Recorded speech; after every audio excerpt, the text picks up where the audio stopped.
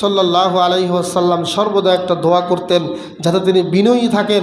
তিনি বলতেন, আল্লাহুম্মা জাআলনি সাবুরা ওয়াজআলনি শাকুরা ওয়াজআল ফি আইনি সগীরা ওয়া ফি আ'য়ুনিন নাসি কাবীরা।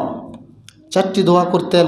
প্রথম বলতেন, হে আল্লাহ, আপনি আমাকে শুকরগুজার বানান, আমি যেন বেশি বেশি আপনার শুকরিয়া আদায় করতে পারি।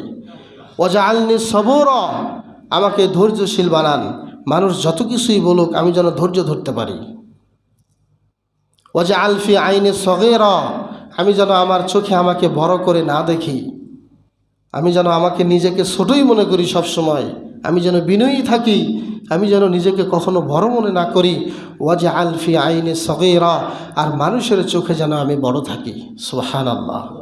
মানুষ মনে করুক যে আমি বড়, কিন্তু আমি যেন কোশ্চিন কাল এটা মনে না করি যে আমি অনেক বড় একটা কিছু হয়ে গিয়েছি। তাহলে কতখানি বিনয়ী থাকতেন মুহাম্মদ রাসূলুল্লাহ সাল্লাল্লাহু আলাইহি ওয়াসাল্লাম।